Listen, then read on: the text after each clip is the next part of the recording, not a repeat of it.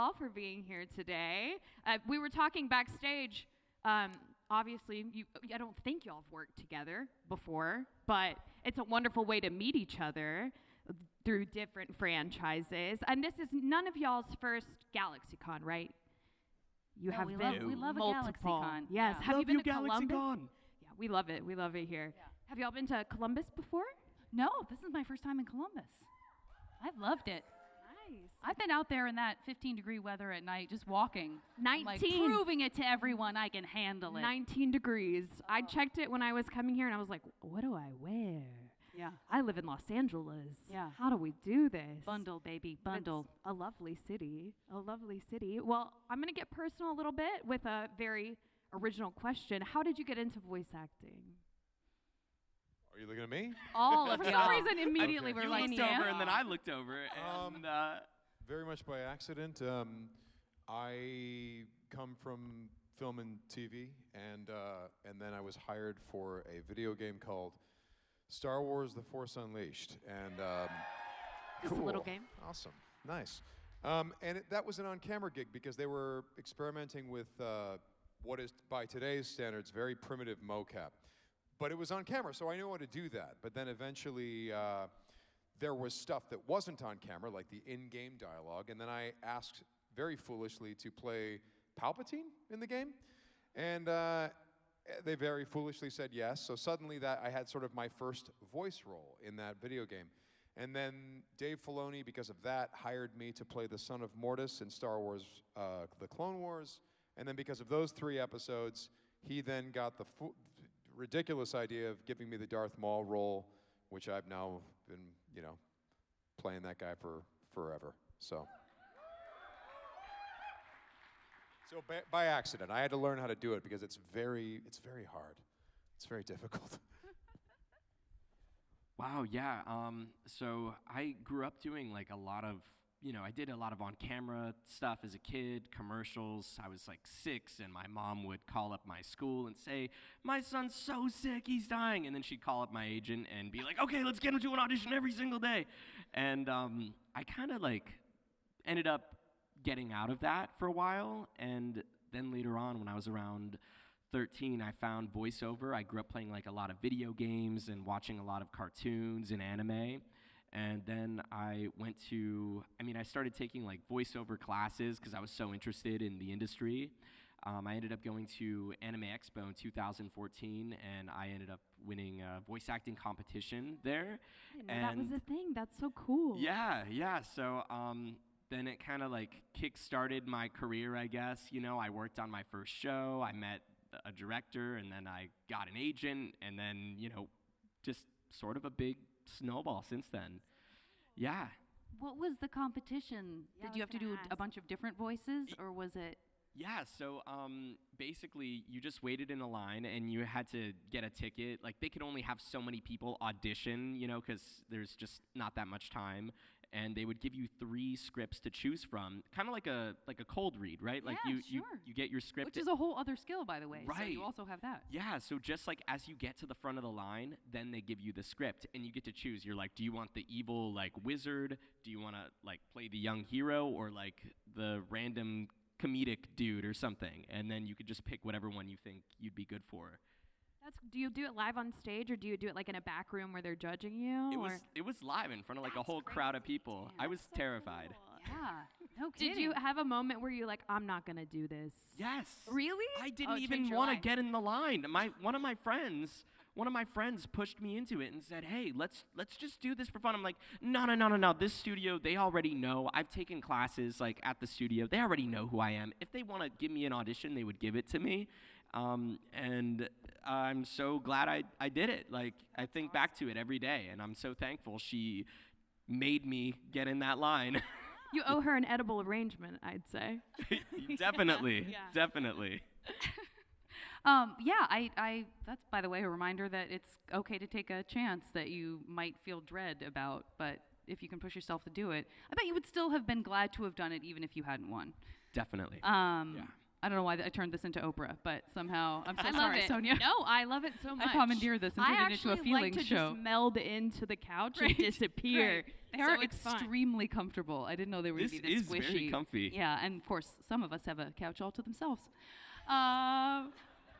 So similarly, it sounds like we all, well, this is interesting too, because, you know, many of you who are interested in voice acting, when you ask us, you probably get a similar answer from each of us, which is voice acting is acting. So here are 3 really good examples of people who come from theater and film and TV, who got also into voice acting, which is definitely, you know, you're using a very more specific part of yourself for that, but same thing. I still do, most of my stuff is, you know, on camera, and very lucky to get to do voiceover as well. But I kind of saw, I had a commercial agent. I was working in TV, and I had a commercial agent when I first moved to LA. And I would see people disappear into this cool looking area and go off to record something. And I was like, what are they doing? And someone said, oh, those are voiceover actors. They're auditioning for, you know, animation and stuff. And I was like, I'll have that, please. I want to see not my own face in something I get to do. So I did the same thing. I took some classes and wanted to make sure I wasn't too, because it's weird. It's very similar, but it's very intimidating to move from, don't you think? Did you feel that, Sam, too? Like, there's something very you'd think it'd be easier because you'd be like, oh, great, it's just my voice, no problem. I know how to use my voice. But you get into this space where it's just you and a mic, and suddenly you're like, oh, most of my tools are kind of gone or suspended now in some particular way. So it's really cool that you're like, what is that? Are they in their pajamas? I would like to do that. it's such like a raccoon, like, what's going on over there? Give me that. Yeah, I'll take one of those. That looks shiny. Yeah, I want to do that. By the way, everyone, please feel free to go ahead and start lining up. Don't be shy. They're very nice. Thank you. Awesome. Hearing your voice for the first time in the wild, how was that? Did you have a moment where you're like, whoa, that's me? Or were you just like, yeah, that's fine? I was like, wow, I sound really weird. Do you have that still? Like, I hate hearing myself recordings of myself. But as voice actors, I feel like you're like, that's my craft. I think I've gotten more used to it. Unless it's something like that's just very strange, you know, or some like very weird voice, then yeah, it's, you know, interesting. But when it's just me, for the most part, you know, I'm not like putting on a voice. I'm like, yeah, that's what I sound like. Yeah. Very cool. Oh, for me, if I ever see, I don't know, like if I gave an interview or something like that, it's my own speaking voice, I don't like it very much. However, weirdly enough, if I see a live action thing that I've shot, I'm fine with it. Because I'm somehow, I guess, unconsciously putting on a character, so I'm like, oh, that's a little bit different. That's fine, that's cool. But when it's mine, I don't like it. It's terrible. I kind of feel the same way. And it's always magical to me to see something that I did. And a lot of the time, we don't see it until much later, so we may have forgotten what we said or did. And that's kind of nice, because then you can sort of separate from yourself and not judge yourself and just watch it as a fan, which is like a very nice gift to give those of us who are like, I don't need to watch myself. Like, I don't need to hear myself. Yeah, so. Well, I think we can speak for everybody when we say we all love your voices. So thank you for sharing that with us. Y'all already have a very large line. Normally I would ask y'all more questions, but I think I'm gonna go throw it to the audience. Sure. Hi there, what's your name and what's your question? My name's Dwayne. My question's for Sam. Hi again, nice to see you. No mercy. So, can you confirm whether Starkiller was a clone or not? I have info that can actually prove that he is, but I'm gonna let you answer that. I can neither confirm nor deny that he was a clone. I actually do know the answer to that and many questions. However, Subject 1138. What'd you say? Subject 1138 was mentioned in the first game and the second game, so why would they refer to the first Starkiller as 1138? The 1138 thing, huh? I'm gonna just do my Dave Filoni impression. Interesting. Okay. All right, that's interesting. Interesting. Well, that's interesting. Okay. Anyway, what are other questions? I'm not going to confirm nor deny. However, I know the truth, and I will not tell you the truth. However, awesome that you have picked up on certain things. I'm going to say that. That I will say. And I have Feels like confirmation to me. Yeah. Lucas is owned by Disney now, and Mickey is always watching. You cannot Yes. confirm or deny. You know, a lot of those folks that worked on those 2 games, like David Collins, who played Proxy, he was also the lead sound in that. David Collins and I have worked together now for 17 years every year. I've met because you of like Star Wars. 6 or 7 times. I don't know if you recognize me or not. Star Wars Celebration, and then the orange, black and red Mando. Right. Yeah. Well, now you're Cobra Kai. And you're, Yeah, just for. and you're in part of the forever karate wars that happened there, you know? Yeah. Karate riots, karate home invasions, karate tournaments, but mostly home invasions. Yeah. Yeah. Thank you so much.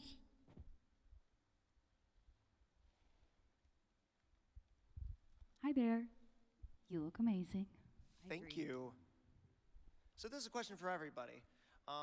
So I have been blessed to be doing acting work as well, acting and voiceover. It's been phenomenal. But in that span of time, I feel like everybody hits a roadblock in their career. So what I wanted to ask you guys was, how did you overcome that roadblock? And like how did it, like whatever stopped you, like how were you able to get out of it? I mean, the sad part is I feel like there's multiple roadblocks. I would love if there had just been one. We're like, hey, you guys remember our one roadblock? Sweet. The one. That was great. I look back on it fondly now. No, definitely plenty of roadblocks. And I think for me personally, I just generate a lot of stuff. I do a lot of comedy stuff, and I produce a festival, and I make things, and I produce other people's stuff. And for me, that honestly is just having other things that you care about that you don't have to wait for someone to let you do or to cast you in has been very empowering for me, so that when I do hit those roadblocks and it's other people saying yes or no, I still feel like I matter, or that I can make, you know what I mean? I mean, and I think a lot of you can probably relate to that. It just feels good to say, my heart is broken by this thing, or I'm so frustrated that this isn't happening, but luckily I can turn my attention to this other thing, and kind of maybe that will clear the blockage, if you will. That sounds so gross suddenly. I just turned it into something gross and medical. But anyway, so for me, that's kind of what helps. How about you guys? Yeah, that's a great point though, to just, have other things that you can focus on, because you're just always auditioning, and sometimes you get super close. I've gotten really close on some like freaking dream role, amazing shows. I'm like, oh my gosh, this would be so awesome, like please.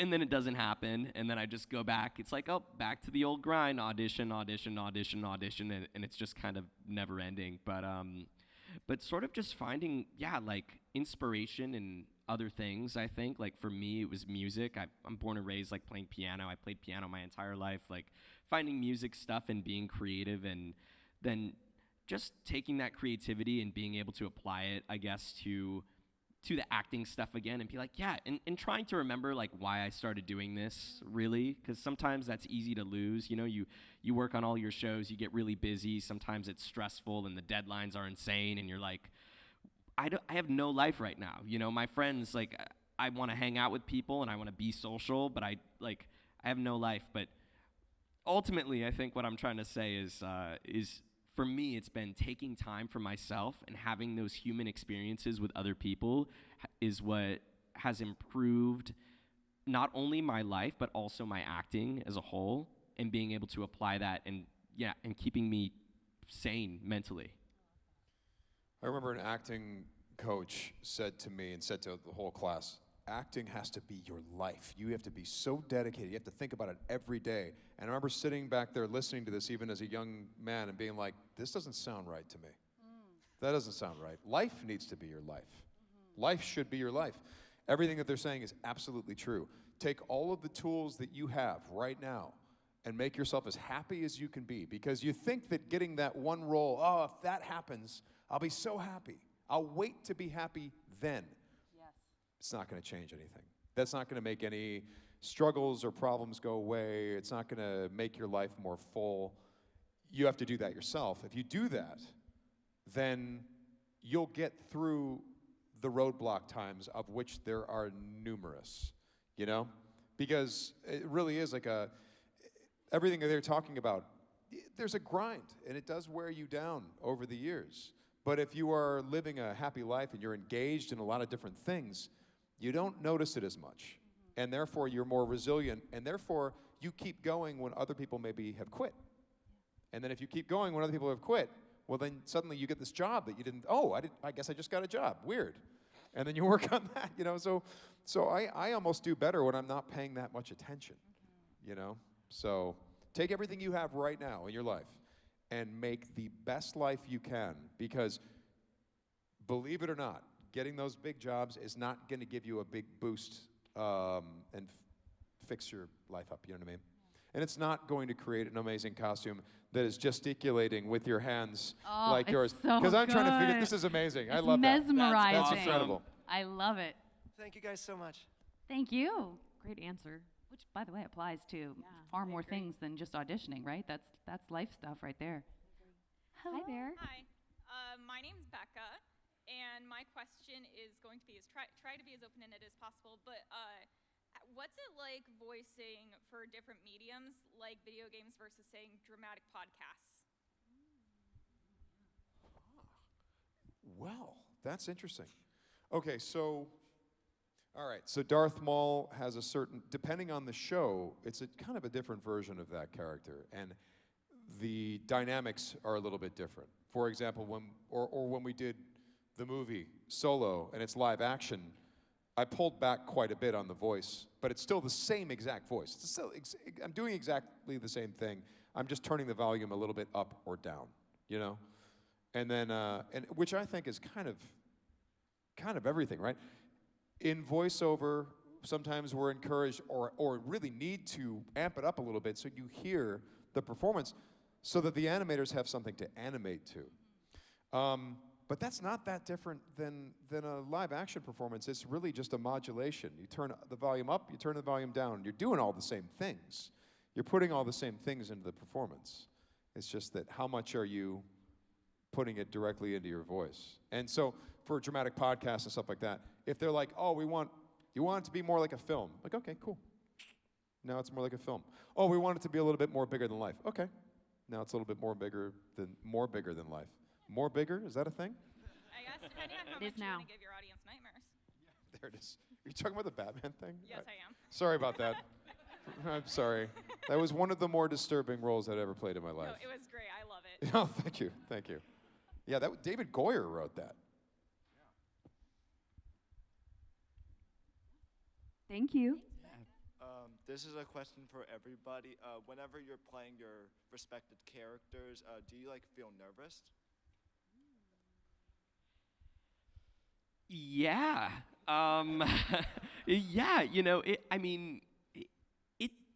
depends. I think I've gotten really used to, you know, working with the team and the director and everybody who works on the show, I guess you could say.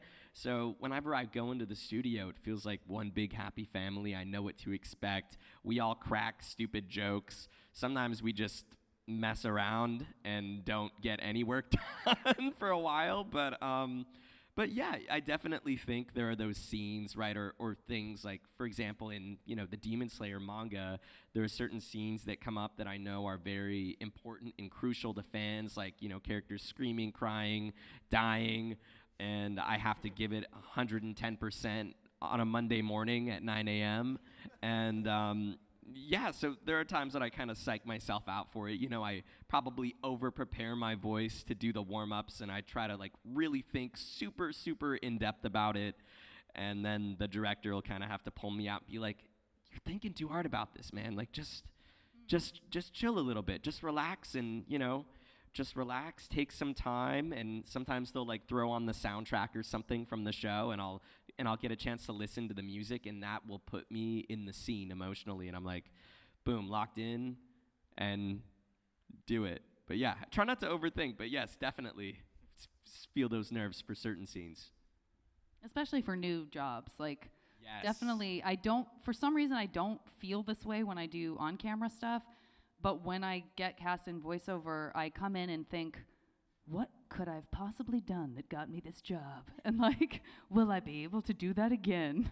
And that's I'm much more nervous. about it with voiceover. I don't know what it is. It's like, I guess when you're on a set or in a play or something, like it is, you feel that sense of community because everyone is there, but there are so fewer people in voiceover. It's just a more isolated experience, and I think you're maybe more self-conscious and self-aware than when there's a bustle of activity going on everywhere. So I think, yeah, for sure, and then taking that breath and going, all right, trust the reason that you're here and, you know, move forward. Awesome. Thank you. Thank you. Hi, I'm Hannah. I have a question for everyone. For Clone Wars, Demon Slayer, and Korra, what's your favorite character that you didn't voice?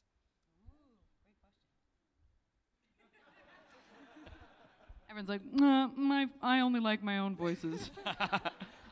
I think mine is Inosuke. Yeah, Inosuke is just wild. I mean, he's just a crazy guy who screams a lot. And he yells very loudly, and he headbutts things, and sometimes he headbutts my character, and they headbutt each other, and it's great. Beautiful blue eyes, too. Who would have thought? Oh yeah, those beautiful eyes and hair and face when he takes off the mask. Not that he's ugly with the mask on or anything, but when he takes it off. For me, I love voices like, well, I'm going to use Sam's because it's so different from mine. So I love like Steve Bloom and Henry Rollins, like Zahir and Amon, those kinds of voices that just sort of immediately give you chills with the power and the force of the characters that they're playing. So I'm coming for your jobs. Sam. Perfect. No risk there. Yeah. The clones are amazing. And then any character voiced by Corey Burton as well, you know, including Zero the Hutt. I thought he was incredible. But yeah, his Count Dooku or Cad Bane, for God's sakes. So there's, numerous. I was sitting here going through almost all the characters, like Ashley and Matt, James.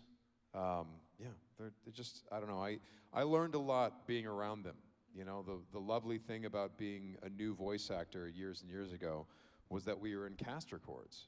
So I got to see what they were doing. I got to learn from them. It was great. Thank you. Great question. Thank you. Hi there. Hi, guys. My name's Jalen, and a question for all of you. Is there like a role that, or like an adaptation to any stories, books, video games that you guys have seen that you're like, you know, if I had the opportunity, if I saw the listing, like, I'm there. Like, what is your dream casting, even if it's already casted?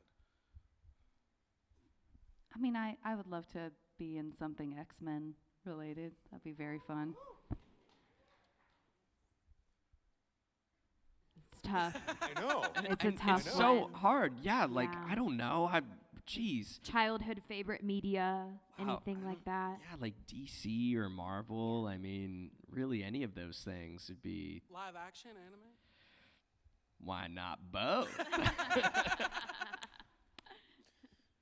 I have a hard time with questions like this because I feel like I've already got to do so many cool things. So I'm like, how greedy could I get? I wish someone would adapt the Roger Zelazny books, Nine Princes in Amber and the Amber series. I would love to be a part of that. And that's something that, again, I don't know how many people know about those, but what a cool, awesome story that would be to create. Okay, thank you. Thank you. Hello. My question is for Janet Varney. So I'm a big fan of Korra and Avatar. So my question is, how do you stay in character? Like through all 4 seasons. Oh, thank you. My question's for Janet Varney. We heard you. Don't worry about that, darling. That was okay. Staying in character? Well, that's the writing. I mean, they just wrote such wonderful stuff. And by the way, I feel very possessive of Dave Filoni, even though he's been Star Wars for so long. But like, I know the first series so well. I'm like, Dave Filoni's Avatar. Dave Filoni's Avatar. That's why we have Jet in the treehouse. It looks like Ewoks. Okay, anyway. Interesting. Okay. Could not love that man more. Don't know him well. Anyway, but I think for all of us, like, there are projects every once in a while that aren't fully formed that I think sometimes actors are brought in and there's a sort of like fix this. Like, help us find this character, or, you know, if you have ideas about what the character would say, which is super fun in some contexts, but I think you can feel it when it's not that there's freedom there because they know they've got a great project. It's a little bit different if it's like, maybe we should have tinkered with this a little bit more before we started recording it. So I think when you have stuff like what the three of us get to do, they just make it so easy when the writing is there and it's great and you get sucked in, and that little kid part of you that loves playing pretend, that everything sort of comes to life in your imagination. It's not really a talent or a skill that we have. It's, for me anyway, it's just like, oh, it's there. Thank you. I'm in. I'm dropping right in. Yeah. Thanks a ton. Yeah. Thank you. My name is Cheyenne, and this is actually kind of like a common question, but like out of all the characters that you voice, which character is your favorite to voice and why? Korra, because it's the Avatarverse. Oh, wow, it's hard to choose, honestly. I really liked playing David in Cyberpunk. That was, David Martinez. That was a fun show. I worked with the team. I remember working with them with that crazy deadline. They had a team in Poland we worked with, and then also in Japan. And then I was in LA, like at 9 a.m. Everyone's on vastly different time zones trying to come together and get this thing done. And COVID was like happening too at the same time. So it was just, it was crazy. But yeah, probably David. Yeah. Sorry to disappoint, but I think Maul is a hell of a lot of fun. He's out there, that guy. And the fun of him is that there's a lot going on with him. And you can take him in a lot of different directions. I have a good time with that guy. Thank you for talking. Great question. Hello. Tell us if we start need to answering faster too, because we hate that feeling when it's like, oh, sorry, all of you who didn't get to. Our stage manager is going to come out and give us, I think, a 15 when it's time. Okay. Cool. So yes, so we'll keep it on track. Go right ahead. Hello. Good morning. This question is directed towards Zach. As someone who does a lot of dubbing work, how do you consider and apply the inflections and kind of nuances of the original voice actor? Yeah, so it's interesting because I think there are scenes where, because I also have to apply the writing too for the show and like how it was adapted in English, I guess you could say. So sometimes I think there are certain scenes where it might be a little weird to do, a very similar inflection, but really just trying to keep the meaning of the scene the same is what we aim for. And I heavily rely on the director to kind of keep me honest and keep me in the right pace of it, like whether I'm like, is that too much? Is that too over the top? Like, should I tone it back a little bit? Like, do I need to, do you want it to be like, like exactly like the original? Or does that sound kind of weird, like performing that in English? Like, does that sound a little too, like too much? And so usually I just kind of rely on them to to guide me, I guess you could say. But always what I really try to do is just stay true to like myself too. And it's same, I've met Natsuki Hanae, who plays Tanjiro in Japanese, and he's told me as well, he's like, hey, like, you're doing a great job, and, whenever you portray the character, he said, portray it as you, because that's you, like, you are the character, which is very kind of him to say, and I took his advice, he's like, do what you think is best for the scenes, and that's kind of where we're at now. Thank you. Yeah, thank you. That's a great question. I did just get a 10, by the way. So maybe it was not a 15, but a 10. Still good. Okay. So maybe a little lightning round. Yeah. Hello, my name's John. My question is actually for Sam. So throughout, your voice acting in Clone Wars, what was one moment that stuck with you? Like, what's one moment that you're genuinely going to remember for the rest of your life? All of it, all of it. So I'm a Star Wars fan since I was a kid. So even, walking in and seeing the hat guy, because I didn't know his name at first, Dave. Meeting George Lucas several times, having nice conversations, getting a nice letter from him concerning the Darth Maul role, stuff like that. Because, he doesn't get as much credit as he deserves for having been, he worked a lot on the Clone Wars. He was all over that show. But he wanted other people to sort of step forward and take the credit, which was really cool. All of it. Oh, all right. Thank you for answering the question. Hello, my name's Corinne, and kind of backing off of that last person's question, I'm so sorry. Was there a moment where you really fell in love with the franchise that you were a part of? I mean, for me, I just love the first series so much. So I came in as a big fan.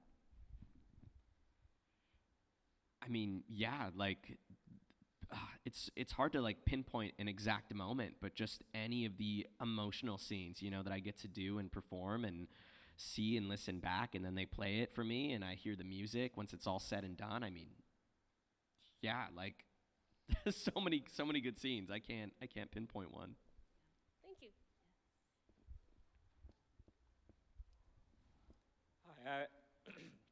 Hi, I have a question for Sam. Huge fan of Being Human. What I want to know, did you have to get in a certain headspace for Aidan? Yes. And how did that differ from something like Starkiller? Well, both of those guys definitely had some dirt kicked in their face. Aidan, from Being Human, lots of just research and pondering drug addiction, because that's really what his story was about. So long as we kept that in focus. But, yeah, being in that headspace all the time, the humor was welcome on that show, and there was a lot of it, because I was surrounded by the funniest cast and crew I've ever worked with. So we were laughing. Yeah, I felt that show could have went a lot longer than it did. Yeah, we had a lot of fun. Thank you. Hi, my name's Kylie, and I was just wondering, from Clone Wars, Demon Slayer, and Avatar, what are your own personal favorite lines you got to do?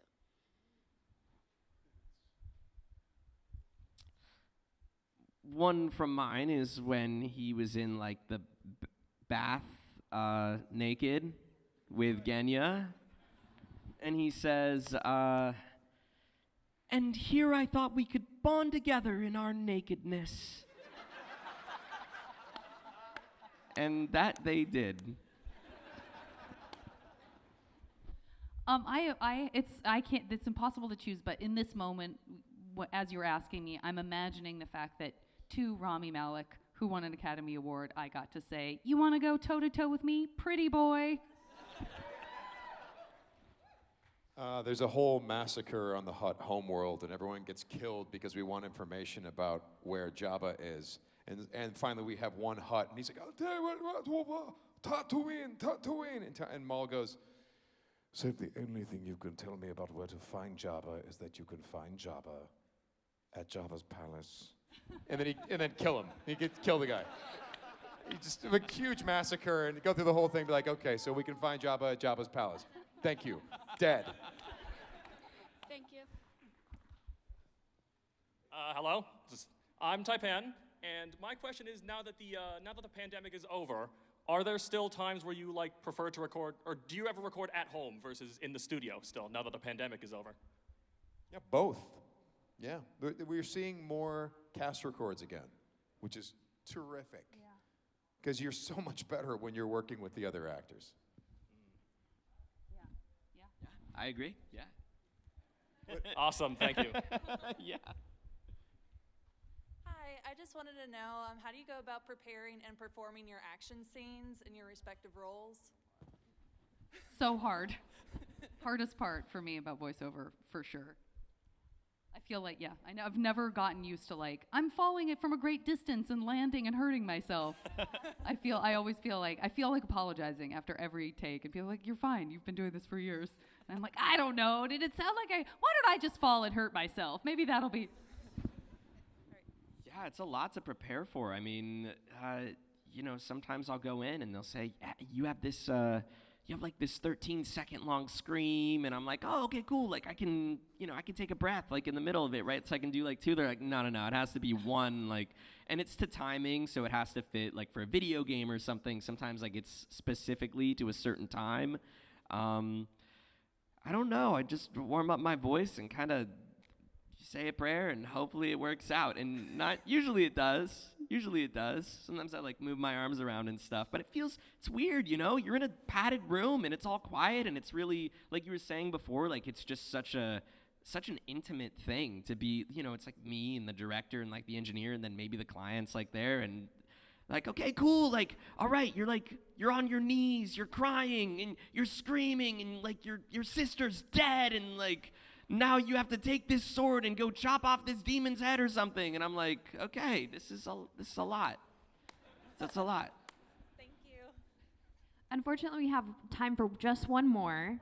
However, y'all will be at your booth, so if you have questions, please go visit them. They are lovely people, as you can tell. Please go see them.